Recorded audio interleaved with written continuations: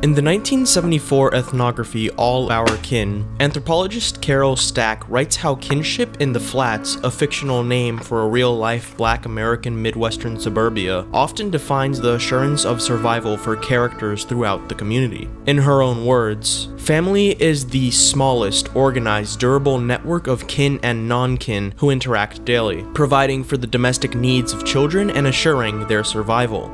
Considering Stack's analysis on the necessity for this family unit to assure the survival of the children, it becomes clear how such networks ultimately play a significant role in forming the identities of those children. In a person's adolescence, a necessity to attach oneself to the family they surround themselves with, whether kin or non-kin, defines how those children will ultimately survive in their community.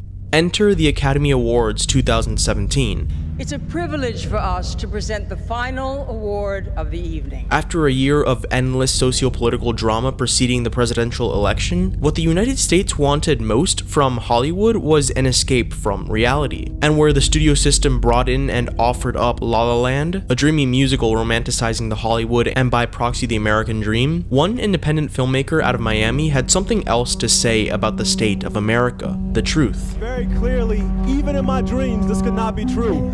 But to hell with dreams. I'm done with it, because this is true. Oh my goodness. That's not to say La La Land is a bad movie. It's an experience that offers great technical and cinematic appreciation for the medium of film. But a reality break is perhaps the exact opposite of what America needed from movies in 2016. Barry Jenkins' Moonlight, however, offers up a different image of America than what the Tinseltown musical does. Its America is defined by the streets of Liberty City, where the harsh environment, not the dreams of a city on the other side of the nation, ultimately gets to define the identities of its characters.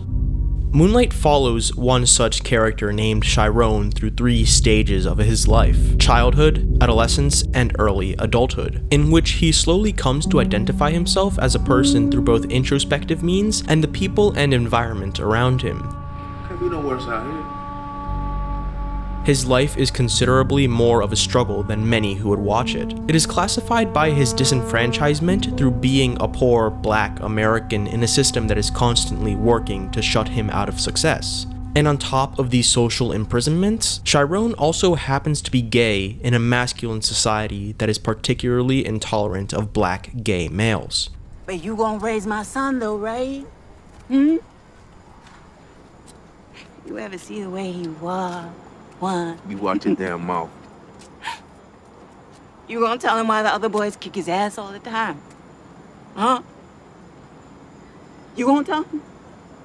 Throughout the film, Chiron attempts to latch onto some form of identity from without through his interactions with the various characters he meets. With an absent or perhaps dead father, he looks towards Juan as a patriarchal figure, who not only teaches him how to swim, but through the relaying of his own childhood story, that it is ultimately Chiron who can define who he is. Say your name, Blue.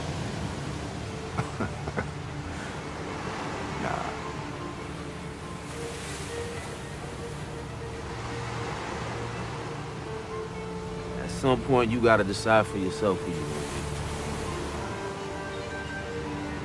be. Can't let nobody make that decision for you.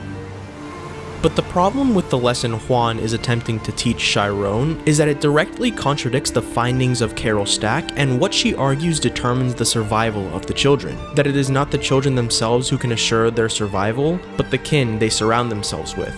In essence, this is what occurs in Chiron's life. While there is agency in his actions and ability to make decisions, the outcome of his character is just a representative of the elements that help shape him into a person. This in fact includes Juan, a personage that Chiron, in a quasi-edible style, emulates as he comes into adulthood. This is not because he simply wants to be as Juan is, but because of his influence, he is forced to adapt the style and characteristics of Juan in order to assure his own survival in the dangerous community provided by the Liberty City setting.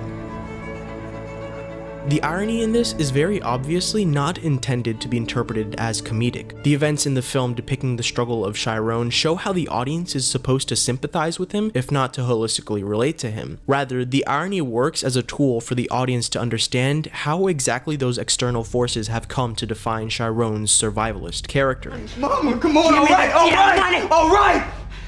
Give me the damn money.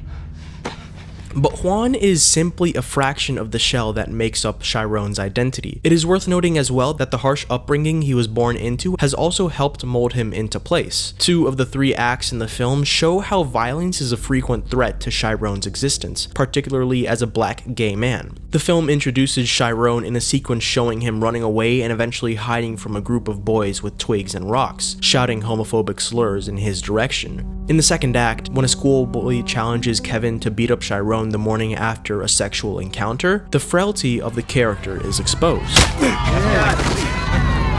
you get up, bro? Stay down. Yeah, if you get up, knock his faggot ass back down.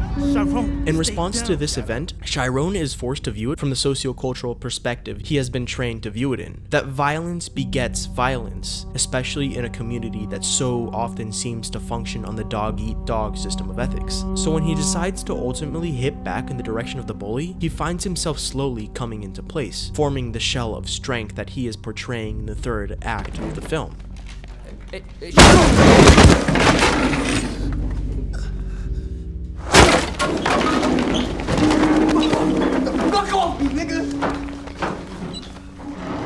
Such a shell acts as a defense mechanism for the suppressed emotions that Chiron is loath to express, yet is forced to cower away from because of the society he exists in, the society that has defined him.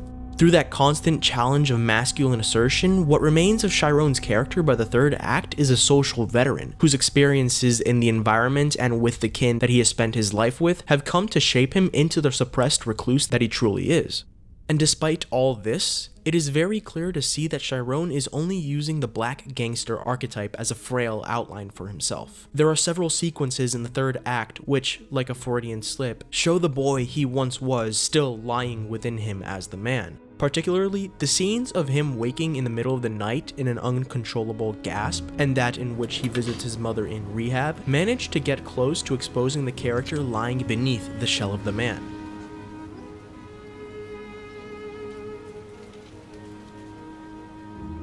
But there is no point in the third act where the audience sees Chiron for who he truly is. That is until director Barry Jenkins turns the focus of the story on the reunion with Kevin and Chiron. What is at first nothing more than 2 friends seeing each other after a gap in their knowing gradually evolves into an intimate encounter between once lovers, now living beneath the shells that formed their characters in the present. In construing such a scenario, Jenkins and co-screenwriter Terrell Alvin McCraney reveal how the true nature of a person can never be understood through moments of disassociation. Moments like the encounter between Chiron and his mother only beget more suppressed memories because of the hurt shared by the 2 characters in relation. This only aids the shell of the man to overshadow the man himself.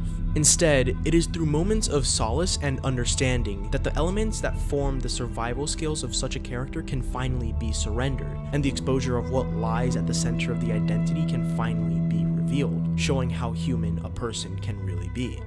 To comprehend the elements composing the character of Chiron is to comprehend the situation that the world finds itself in today. Of course, violence begets violence. Ideologies like these remain ingrained in our minds because they are so heavily founded within the bases of the world culture of dog eat dog. It also does not help that identities are created by elements and characters who misunderstand the effect, whether positive or negative, they may have on others. But the capacity of humanity lies in realizing that people have conscience and that the ultimate goal is not thinking of such conscience as a curse contradicting the way cultures breed individuals, but rather as a gift to work towards an ultimate goal of breaking out of the shells that confine us, and like Chiron and Kevin, reveal the truths within our own characters.